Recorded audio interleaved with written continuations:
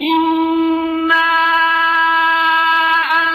أنزلناه قرآنا عربيا لعلكم تعقلون۔ یقیناً ہم نے اس قرآن کو عربی زبان میں نازل کیا ہے تاکہ تم سمجھ سکو۔ اعوذ باللہ من الشیطان الرجیم، بسم اللہ الرحمن الرحیم۔ ہم نے خاصیات ابواب ثلاثی مزید فی کے ابواب کی خاصیات شروع کی تھی۔ پہلے 3 باب آپ نے پچھلے پروگرام میں پڑھ لیے تھے۔ آج ہے باب نمبر 4۔ اس باب کا نام ہے تفاعل۔ کوئی فعل اگر اس باب سے، اس دروازے سے داخل ہو تو اس میں لزوم یعنی لازم ہونا اور تکلف و اہتمام، ان دونوں کا مفہوم شامل ہو جاتا ہے۔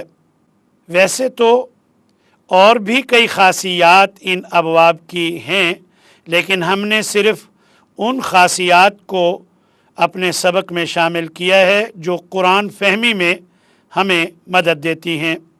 تو باب تفاعل، میں نے عرض کیا اس باب میں داخل ہونے والے فعل میں ایک تو لازم ہونا اور دوسرا تکلف و اہتمام کا مفہوم اس فعل میں شامل ہو جاتا ہے۔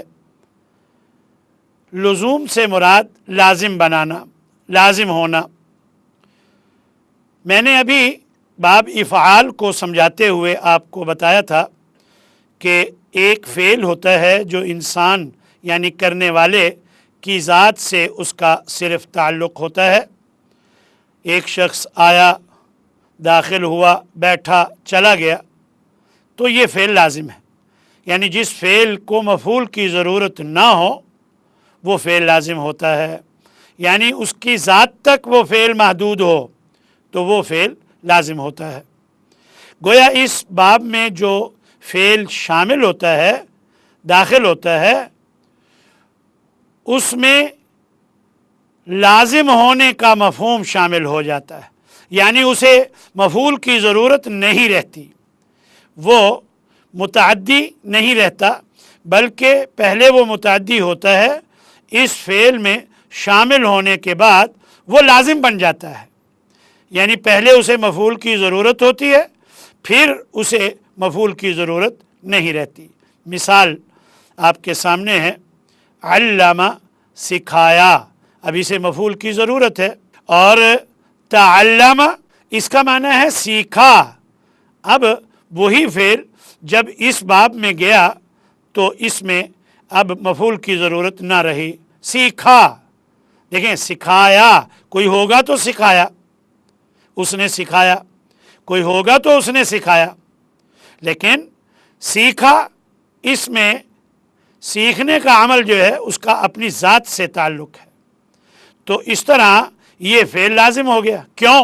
اس لیے کہ یہ باب تفاعل میں داخل ہوا، تو باب تفاعل کی یہ خاصیت ہے کہ جو فعل اس میں داخل ہوتا ہے وہ عموماً فعل لازم ہو جاتا ہے۔ تعلم، سیکھا، اور مزید ہی یہاں تکلف اور اہتمام کا عنصر بھی شامل ہوتا ہے۔ دیکھیں، آپ یہاں سیکھنے کے لیے آئے ہیں اور میں یہاں سکھانے کے لیے آیا ہوں، تو علامہ سکھایا، اس میں بھی تکلف اور اہتمام ہے، اور تعلمہ سیکھا، اس میں بھی تکلف اور اہتمام ہے۔ میرے 1500 کام تھے، سب چھوڑ کے میں آیا ہوں آپ کو سکھانے کے لیے، تو میں نے اہتمام کیا ہے، میں گھر سے چلا ہوں، گاڑی نکالی ہے، سب کچھ بڑے اہتمام سے راستے عبور کرتا ہوا یہاں پہنچا ہوں، تو یہ علامہ اس میں اہتمام کا عنصر ہے، سکھانا۔ لیکن تعلمہ، سیکھا، تو آپ بھی تو فارغ نہیں تھے۔ باب تفاعل میں تدریج کی بھی خاصیت ہوتی ہے، یعنی تعلمہ میں کسی کام کو تھوڑا تھوڑا کر کے سیکھا جاتا ہے۔ ایک دن آپ آئے، آپ نے فعل سیکھا، اگلے دن آپ آئے، آپ نے مضارع سیکھا، پھر آپ آئے، پھر آپ نے کچھ اور سیکھا، یعنی یہ تدریجاً سیکھا، تو سیکھنے کا عمل تدریجاً ہوتا ہے۔ کبھی کبھی تدریج بھی اس کی خاصیت ہوتی ہے۔ تقطع، دیکھیں قطع کا معنی ہے کاٹا اور اہتمام سے کاٹا، اور تقطع کا معنی ہے کٹ گیا، کٹ گیا۔ اب پہلے قطع کاٹا میں مفعول کی ضرورت تھی، کوئی چیز ہوگی تو کاٹی، اور تقطع کٹ گیا، اب یہ مفعول کی ضرورت نہیں رہی۔ کیوں؟ اس لیے کہ یہ فعل باب تفاعل میں گیا، اور جب باب تفاعل میں کوئی فعل جاتا ہے تو اس میں لازم ہونے کی خاصیت شامل ہو جاتی ہے۔ بدلہ کا معنی ہے بدل دیا، لیکن تبدلہ کا معنی ہے بدل گیا، یعنی بڑے اہتمام سے اس نے اپنے آپ کو بدل لیا اور وہ بدل گیا۔ اور بدلہ کا معنی ہے دوسرے کو بدلا، اور تبدلہ کا معنی ہے یعنی خود بدل گیا، اور اس میں لازم ہونے کا مفہوم بھی ہے اور تکلف اور اہتمام کا مفہوم بھی اس میں شامل ہے۔ تغیر، غیر کا معنی ہے تبدیل کیا، اور تغیر کا معنی ہے تبدیل ہوا۔ غیرہ میں مفعول کی ضرورت تھی اور تغیرہ میں مفعول کی ضرورت نہیں رہی، اور اس میں اہتمام بھی ہے کہ اس نے اپنے معاملات کو پہلے سے بدل لیا۔ پہلے وہ نماز پڑھتا تھا، اب نہیں پڑھتا ہے، اور پہلے نہیں پڑھتا تھا، اب بڑے اہتمام سے پڑھتا ہے، یعنی اپنے حالات کو اس نے بڑے اہتمام سے بدلا ہے۔ تو گویا تغیرہ میں اہتمام اور تکلف بھی ہے اور لازم ہونے کی خاصیت بھی اس میں شامل ہے۔ تفرقہ، فرقہ کا معنی ہے جدا جدا کر دیا، اور تفرقہ کا معنی ہے جدا جدا ہو گیا۔ اب اس میں لازم ہونے کی خاصیت بھی ہے کیونکہ فرقہ میں مفعول کی ضرورت ہے، اور تفرقہ میں مفعول کی ضرورت نہیں رہی۔ کیوں؟ اس لیے کہ باب تفعیل کی یہ خاصیت ہے کہ جب بھی کوئی فعل اس میں جاتا ہے تو اس میں مفعول کی ضرورت نہیں رہتی، گویا وہ لازم بن جاتا ہے۔ تشبہ، شبہ کا معنی ہے کہ اس کے مشابہ بنایا، کسی چیز سے مشابہت کی، اور تشبہ کا معنی ہے مشابہت کی، بس۔ اب شبہ میں مفعول کی ضرورت ہے، یعنی کسی چیز کو کسی چیز کے مشابہ بنایا، اور یہاں ہے کہ تشبہ خود مشابہت کی، اور اس میں بھی اہتمام اور تکلف کی خاصیت شامل ہے۔ اللہ کے نبی کی ایک حدیث ہے، صلی اللہ علیہ وسلم نے ارشاد فرمایا، من تشبہ بقوم فہو منہم، جو کسی قوم کی مشابہت کرتا ہے تو وہ انہی میں سے ہوگا، یعنی اس کا انجام انہی میں سے ہوگا۔ اب تشبہ میں تکلف اور اہتمام کے ساتھ مشابہت کرنے کا مفہوم ہے، بالکل ویسے ہی جیسے انگریز کیک رکھتے ہیں، اس میں موم بتی لگاتے ہیں اور چاروں طرف سے لوگ اکٹھے ہو جاتے ہیں، بچے کے ہاتھ میں چھری پکڑاتے ہیں اور پھر پکڑ کر اس کو کاٹتے ہیں اور کہتے ہیں happy birthday to you. تو بعین ہی یہ عمل ہمارے ہاں اگر ہوتا ہے تو اس کا معنی ہے من تشبہ بقوم فہو منہ، یہ مشابہت مکمل بڑے تکلف اور بڑے اہتمام کے ساتھ کی جاتی ہے، تو گویا تشبہ کا معنی ہے اہتمام اور تکلف کے ساتھ کسی کی مشابہت کرنا۔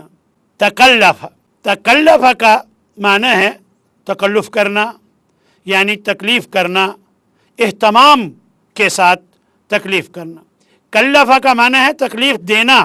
کلفہ یہ کیونکہ فعل متعدی ہے، باب تفعیل کی خاصیت متعدی بنانا ہوتی ہے اور باب تفاعل کی خاصیت لازم بنانا ہوتی ہے، تو کلفہ کا معنی ہے تکلیف دینا۔ اللہ تعالیٰ نہیں تکلیف دیتا مگر اتنی ہی تکلیف دیتا ہے جتنی انسان کی طاقت ہوتی ہے۔ لا یکلف اللہ نفسا الا وسعها، یہ باب تفعیل ہے، اس میں مفعول کی ضرورت ہے، اور تکلفہ یہی فعل جب باب تفاعل میں گیا تو اب یہ لازم ہو گیا۔ تکلفہ کا معنی اس نے تکلیف کی۔ اب اس میں اہتمام کا عنصر بھی ہوتا ہے۔ آپ نے دیکھا ہوگا جب کسی کام کے لیے کوئی اہتمام کرنے لگتا ہے تو ساتھی کہتے ہیں یار تکلف مت کرو۔ تو یہ تکلف کرنا کیا ہوتا ہے؟ اہتمام سے تکلیف کرنا، تو اس لیے تکلفہ اس میں کیونکہ مفعول کی ضرورت نہیں، فعل لازم ہے، یہ باب تفاعل کی خاصیت کی وجہ سے ایسا ہے۔ تقربہ، قربہ کا معنی ہے قریب کیا، اور تقربہ کا معنی ہے قریب ہوا۔ اللہ کے نبی حضرت محمد صلی اللہ علیہ وسلم نے ایک حدیث میں من تقربہ کے الفاظ بیان فرمائے ہیں کہ جو اللہ کا قرب حاصل کرتا ہے، اللہ کے قریب ہونے کی کوشش کرتا ہے اہتمام اور تکلف سے، تو اس میں تکلف اور اہتمام کا عنصر ہے، اور مزید یہ کہ فعل لازم ہو گیا ہے کیونکہ قربہ فعل متعدی تھا، اس میں مفعول کی ضرورت تھی، اور یہی فعل جب باب تفاعل میں گیا تو اسے اب مفعول کی ضرورت نہیں رہی، یہ لازم ہو گیا ہے۔ تو تقربہ کا معنی ہے قریب ہوا اور اہتمام اور تکلف سے قریب ہوا۔ تفجرہ، پھٹ گیا، فجرہ کا معنی ہے پھاڑا، اور تفجرہ کا معنی ہے پھٹ گیا۔ فجرہ میں مفعول کی ضرورت تھی، وہ باب تفعیل ہے کیونکہ اس کی خاصیت ہے متعدی بنانا، اور متعدی بنانے کا معنی ہے کہ مفعول کی ضرورت، اور باب تفاعل کی خاصیت ہے لازم بنانا، تو تفجرہ جب باب تفاعل میں یہ فعل آیا تو یہ اب لازم ہو گیا ہے۔ پانچواں باب ہے باب تفاعل۔ اس باب سے جب کوئی فعل داخل ہوتا ہے تو اس میں ایک تو مشارکت کا مفہوم شامل ہو جاتا ہے، اور مشارکت میں نے آپ کو بتایا تھا کسی کام کو مل کر دونوں کا کرنا، آپس میں ایک دوسرے کے ساتھ کوئی کام کرنا، اور عظمت کا مفہوم بھی اس میں ہوتا ہے۔ اس کی مثال ہے تقابلہ، ایک دوسرے کے مقابلے میں آنا، ایک دوسرے کے سامنے آنا۔ قرآن مجید میں اللہ تبارک و تعالیٰ نے جنت والوں کے بارے میں فرمایا ہے کہ وہ بیٹھے ہوں گے متقابلین، ایک دوسرے کے سامنے بیٹھے، یعنی گپیں لگا رہے ہوں گے اور اچھی اچھی باتیں کر رہے ہوں گے، اور مزے سے، کوئی ڈیوٹی یا کوئی اس طرح کے مسائل نہیں ہوں گے، وہ ایک دوسرے کے سامنے بیٹھے ہوں گے۔ تو وہاں لفظ استعمال ہوا ہے متقابلین، وہ اسی باب سے اسم فاعل استعمال ہوا ہے۔ تو تقابلہ کے اندر مفہوم ہے باہمی، ایک دوسرے کے ساتھ، ایک دوسرے کے آمنے سامنے آنا۔ تعاملہ، ایک دوسرے سے معاملہ کرنا، ایک دوسرے کے ساتھ اس نے اس کے ساتھ معاملہ کیا اور اس نے اس کے ساتھ معاملہ کیا، تو اس میں مشارکت کا مفہوم شامل ہے۔ اسی طرح تفاخرہ، ایک ہے فاخرہ، اس نے فخر کیا، اس ایک نے ہی کیا، لیکن ایک ہے تفاخرہ، یعنی ایک دوسرے پر فخر کیا، اس نے اس پر اور اس نے اس پر، ایک دوسرے کے ساتھ فخر کیا، کیونکہ اس باب کی خاصیت ہے مشارکت۔ تحاسدہ، اس میں بھی مفہوم ہے ایک دوسرے کے ساتھ حسد کیا، یعنی مشارکت کا مفہوم اس میں شامل کیوں ہو گیا؟ حالانکہ حسدہ کا معنی ہے حسد کیا، بس کسی ایک نے کیا، لیکن تحاسدہ وہی فعل جب باب تفاعل میں چلا گیا تو باب تفاعل کی خاصیت ہے مشارکت، تو اب مشارکت کا مفہوم اس میں شامل ہو گیا، تحاسدہ، ایک دوسرے کے ساتھ حسد کیا۔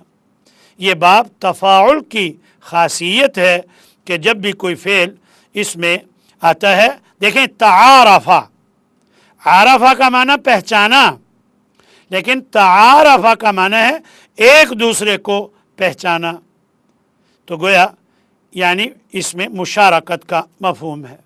اور کبھی اس میں عظمت کا، بڑے ہونے کا، اعلیٰ ہونے کا مفہوم بھی ہوتا ہے، اور یہ عموماً اللہ کے لیے جب فعل ہو تو استعمال ہوتا ہے۔ مثلا تبارک، بہت برکت والی ہے وہ ذات، آپ قرآن مجید اٹھا کر اس کا ترجمہ دیکھ لیں، لکھا ہے بہت برکت والی ہے وہ ذات۔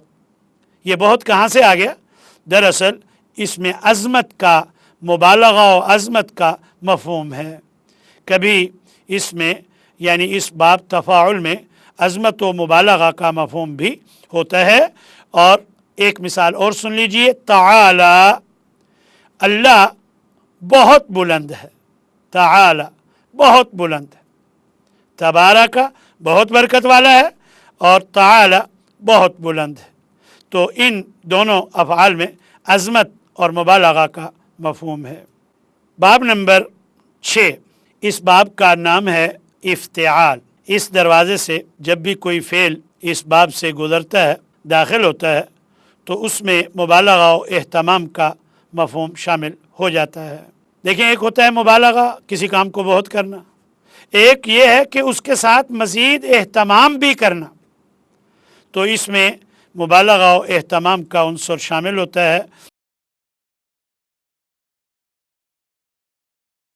جو بھی اس باب میں داخل ہوتا ہے۔ مثلا اجتہادہ، دیکھیں جاہدہ کا معنی ہے کوشش کی، اور اجتہادہ کا معنی ہے کوشش کی، دونوں کا معنی کوشش کی، لیکن فرق کیا ہے؟ اجتہادہ میں کسی کام کو اہتمام، بہت زیادہ کوشش کی، بیٹھ گیا سوچنے کے لیے کہ اب کیا کیا جائے اس بارے میں، اسی کو اجتہاد بھی آپ نے سنا ہوگا کہا جاتا ہے کہ اس نے اجتہاد کیا، یعنی بیٹھ کے سوچا، کوشش کر کے اس کے بارے میں سوچ کر فیصلہ کیا کہ یوں ہونا چاہیے۔ تو اجتہادہ اس کا معنی ہے اہتمام کیا، کوشش کی، اور اس میں مبالغہ کا بھی مفہوم ہے، بہت کوشش کی۔ اسی طرح اکتسبہ، دیکھیں کسبہ کا معنی بھی کمایا اور اکتسبہ کا معنی بھی کمایا۔ اب اکتسبہ میں دراصل اہتمام کا عنصر شامل ہے،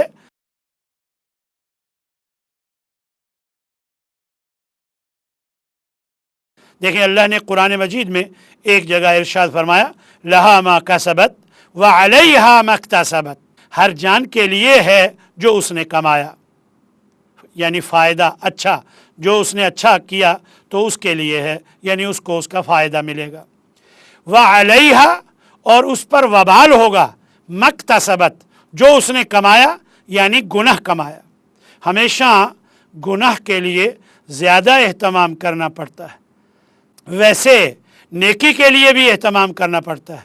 جی نیکی کے لیے اتنا اہتمام نہیں کرنا پڑتا جتنا گناہ کے لیے اہتمام کرنا پڑتا ہے۔ آپ نے وضو کیا، نکلے، نماز کے لیے چلے گئے، لیکن خدا نہ خواستہ اگر زنا کا پروگرام بنایا ہو تو آپ کو اندازہ ہے کہ اس کے لیے کتنا اہتمام کرنا پڑتا ہے۔ تو گناہ کے لیے زیادہ اہتمام کرنا پڑتا ہے، اس لیے اللہ تبارک و تعالیٰ نے لہا ما کسبت، جہاں نیکی کی بات ہے وہاں کسبت فرمایا، اور جہاں برائی کی بات ہے وہاں اکتسبت ارشاد فرمایا ہے۔ تو معلوم ہوا اکتسبت میں اہتمام کے ساتھ کمانے کا مفہوم ہوتا ہے۔ ادھر سے آیا نوکری سے، پھر تھوڑا سا آرام کر کے ادھر ٹیوشن پڑھانے چلا گیا، پھر ادھر سے آیا، پھر ادھر کمپیوٹر سکھانے چلا گیا، پھر ادھر سے آیا، یعنی یہ اہتمام کر کے جو چیز کمائی جائے اس کو اکتسبہ کہا جاتا ہے۔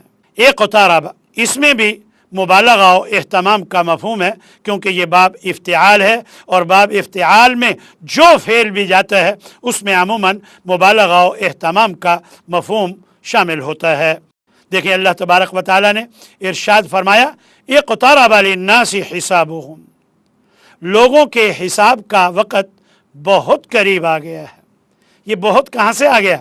یہ دراصل باب افتعال کی خاصیت ہے کہ اس کے اندر مبالغہ و اہتمام، یعنی مبالغہ و اہتمام کا مفہوم ہوتا ہے۔ دیکھیں قاروبہ کا معنی بھی قریب آ گیا، اقتربہ کا معنی بھی قریب آ گیا، تو اقتربہ میں بہت اور اہتمام سے رکاوٹ جو تھی اس کو دور کیا، ادھر کرسی ادھر کی، میز ادھر کی، اور پھر قریب آ گیا، یہ ہے اقتربہ اہتمام سے۔ اور پھر مبالغہ کا مفہوم بھی اس میں ہے کہ اقترب للناس حسابهم، لوگوں کے حساب کا وقت قریب آ گیا، بہت قریب آ گیا۔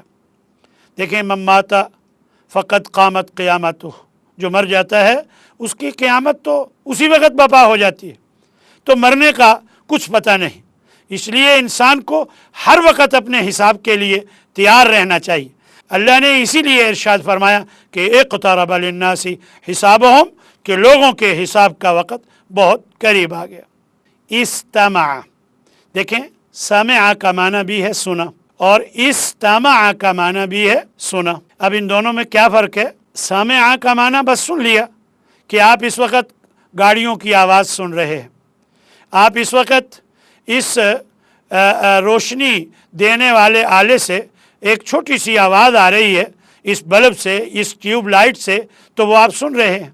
یہ پنکھے کی آواز آپ سن رہے ہیں، لیکن آپ میری بات کو اہتمام سے سن رہے ہیں، غور سے سن رہے ہیں، تو وہ ہے سمع اور یہ ہے استمع. تو استمع کا معنی ہے اہتمام سے سنا، غور سے سنا.